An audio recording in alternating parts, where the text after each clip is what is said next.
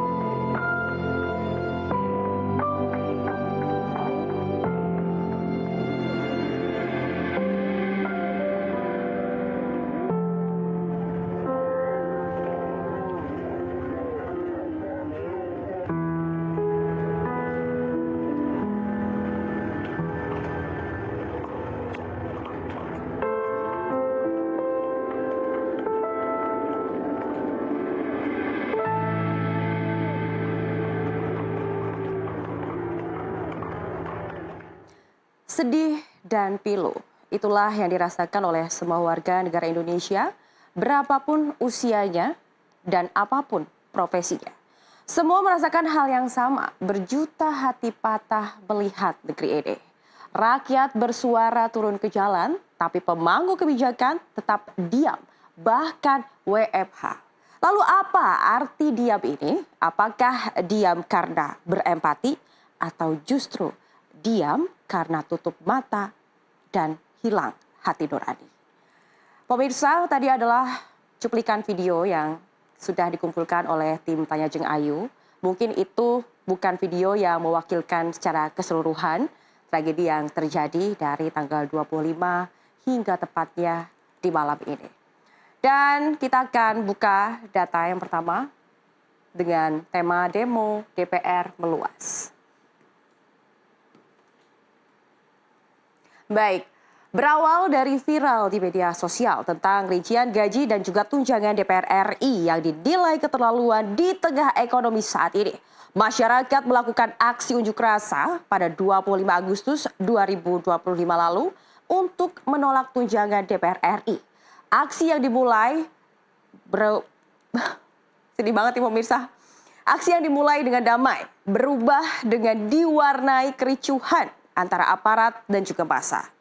Tak habis di situ, demo pun berlanjut dan di tanggal 28 Agustus 2025, massa kembali melakukan aksi di depan gedung DPR.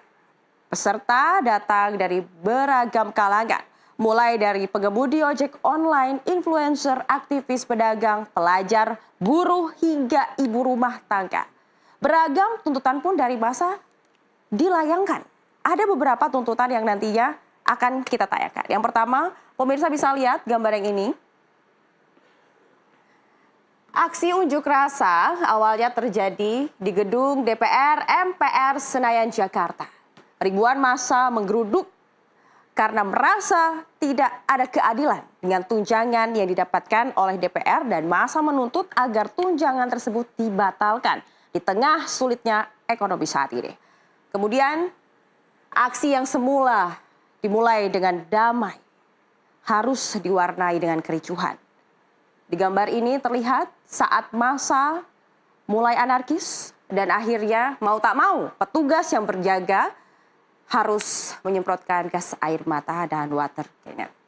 Setelah itu adanya pengerusakan yang menjadi puncak dari kemarahan di aksi demo 25 Agustus 2025. Lantas apa saja tuntutan yang diinginkan oleh masyarakat pada saat demo tersebut? Kita akan buka datanya.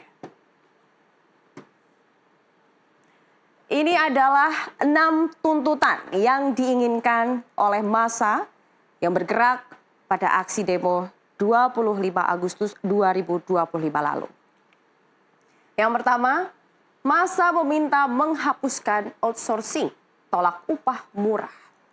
Massa mendesak penghapusan sistem outsourcing yang dinilai mengeksploitasi pekerja dan menurunkan kesejahteraan. Mereka juga menolak sistem pengupahan murah yang tidak sesuai dengan beban kerja dan kebutuhan hidup layak. Gelombang PHK yang terus terjadi dianggap tanpa pengawasan dan tidak manusiawi. Massa menuntut pemerintah segera untuk membentuk Satgas PHK untuk memantau, mengawal, dan juga menindak perusahaan yang sewenang-wenang mem-PHK pekerjaannya. Kemudian massa juga menuntut adanya reformasi sistem perpajakan, termasuk menaikkan PTKP jadi 7,5 juta per bulan, menghapus pajak pesangon, THR, JHT, serta menghapus diskriminasi pajak terhadap perempuan menikah. Sistem pajak dianggap tidak adil dan menambah beban masyarakat. Kemudian tak hanya itu, massa juga mendesak DPR untuk segera mengesahkan RUU Ketenagakerjaan tanpa buatan Omnibus Law yang kontroversial. Mereka juga menuntut pengesahan RUU Perampasan Aset sebagai langkah tegas untuk memberantas korupsi di tubuh pemerintahan dan juga swasta. Tak berakhir di situ, pemirsa. Tuntutan yang terakhir adalah revisi sistem pemilu 2029 melalui RUU Pemilu yang lebih demokratis dan juga transparan. Mereka menuntut keterlibatan publik dan jaminan keadilan politik agar suara rakyat benar-benar didengar. Aksi ini menjadi refleksi keresahan dan juga harapan kaum pekerja dan juga untuk masa depan bangsa. Mirisnya pemirsa, saat masyarakat berkumpul dan menyerukan tuntutan, gerbang DPR tetap tertutup rapat, bahkan tidak ada satupun anggota di dalam gedung megah yang katanya merupakan rumah rakyat tapi sulit untuk dimasuki oleh rakyat. Dengan alasan ketertiban, keselamatan, para dewan serentak untuk WFH atau bekerja dari rumah. Sungguh ironis, ya betul. Tapi ada yang lebih menyayat hati daripada itu. Kita buka datanya.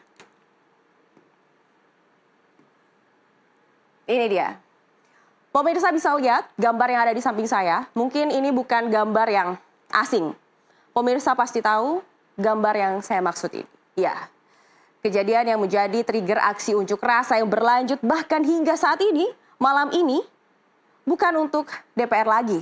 Namun aksi sudah berubah menjadi bentuk solidaritas dari seluruh masyarakat yang tersayat dengan tragedi yang terjadi.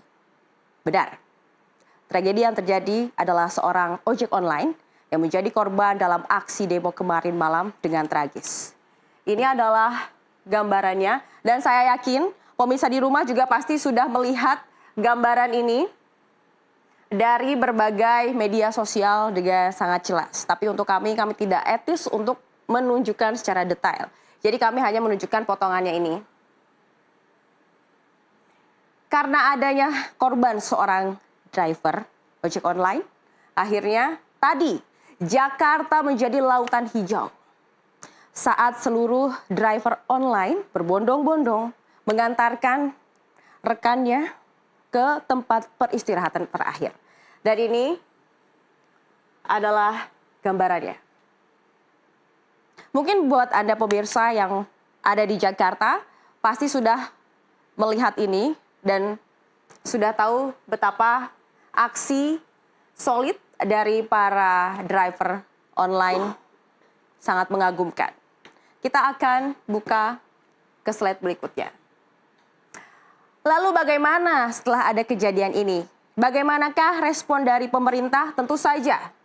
Yang pertama, Presiden Prabowo Subianto dengan tegas memohon maaf dan sangat merasa kecewa kepada aparat yang menjadi penyebab dari meninggalnya driver ojek online ataupun meninggalnya korban.